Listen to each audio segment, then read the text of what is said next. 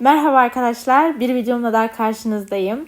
Bugün sizlere Meksika'daki Amerikan Okulu'ndaki bayrak törenimi ve bayrak geçit törenimi anlatacağım. Daha önceki videolarımı izleyenler biliyordur ama bilmeyenler için kısaca tekrar anlatmak istiyorum. Ben 8. sınıfın başına kadar Türkiye'de okudum. Daha sonra da 8. sınıfı Çin'de okudum. 9. sınıftan beri de Meksika'da okuyorum.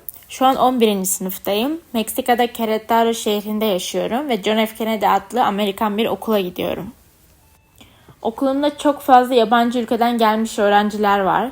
Çoğunluk olarak Güney Kore, daha sonra Japonya, sonra İtalya, Brezilya, Hindistan, Lübnan ve daha birçok ülke var bunun gibi.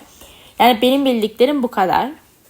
Her Amerikan okulunda, yani aslında international okul diyeyim bunlara, bu bayrak asma töreni düzenleniyor. Önceden sizin ülkenizden birileri asmışsa sadece bayrak töreninde yapılabiliyor. Bizim okulumuzda bugüne kadar eğitim görmüş ilk Türk öğrenci bendim. Bu yüzden bizim bayrak asma törenimiz yapıldı. Ama pandemiden dolayı bir yıl gecikmeyle yapılabildi. Çin'deki okulumda da yapılacaktı aslında. Çünkü orada da ilk Türk öğrenci bendim. Fakat orada da pandemiden dolayı ertelendiği için yapılamadı. Ama benden sonraki yıl 3 Türk öğrenci o bayrağı benim adıma da astı. Öncelikle bayrak asma töreni maille ailelere bildiriliyor. Bazen toplu, bazen ise sadece sizin bayrağınız asılıyor. Bizde Filipin ve Polonya ile birlikte bir tören düzenlendi. Aslında Filipin ve Polonya öğrenciler için değil, oralardan gelmiş ve okula çalışmaya başlayan öğretmenler için asıldı. Öncelikle İstiklal Marşınız okutuluyor. Yani bizim İstiklal Marşımız okutuldu.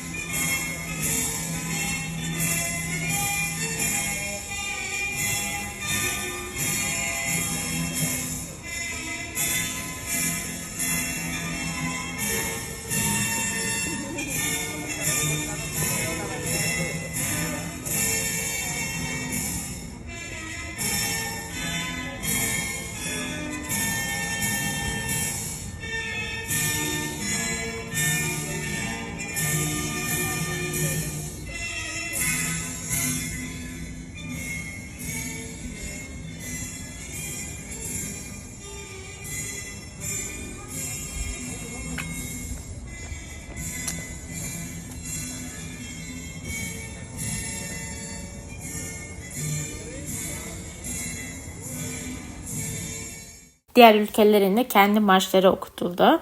Ve gerçekten çok dikkat ederek titizlikle bayrağınız asılmaya başlanıyor. Yani bu gerçekten bir gurur.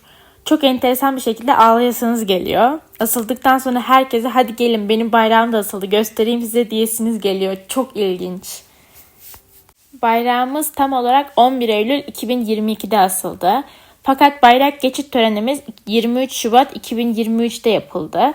Bu bayrak töreninde de aileleriyle birlikte bayrağı taşıyıp resmi bir geçit yapıyorsunuz. Fakat törene benim ailem katılmadı. Çünkü Türkiye'de Hatay depremi olmuştu. Aşırı üzgündüler. Etik olmayacağını düşündükleri için katılmadılar. Ben okul idaresine durumu bildirdim. Kendimin katılacağını fakat ailemin katılamayacağı için bana yardımcı olarak birini bulmalarını istedim. Onlar da bana 3. sınıf öğrencisi Konstantin adlı bir kızı bulmuşlar.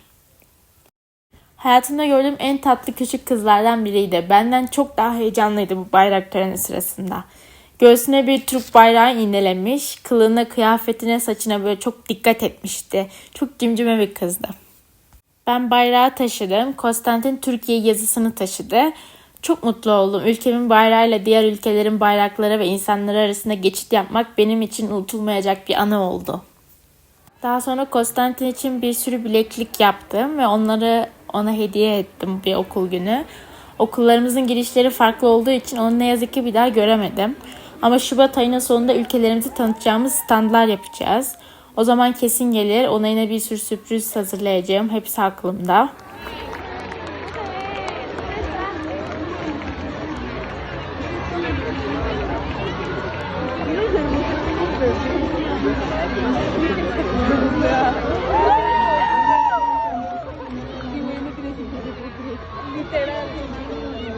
Neden bilmiyorum ama belki gurbet kavramındandır. Ülkeniz dışında bir yerde eğer böyle ülkenizle ilgili bir aktivite yaparsanız çok duygulanıyorsunuz. Çok fazla ülkenizi özlediğinizi, ülke insanlarınızı özlediğinizi kavruyorsunuz. Hem buruklaşıyor hem de ülkenizle gurur duyuyorsunuz. Kısacası ben Meksika'da bir Türk bayrağı asmayı başardım. Umarım biz Türkler dünyanın her köşesine atamız Mustafa Kemal Atatürk'ün bize bıraktığı bu eşsiz vatanın bayrağını astırmayı başarırız. Ne mutlu Türk'üm diyene.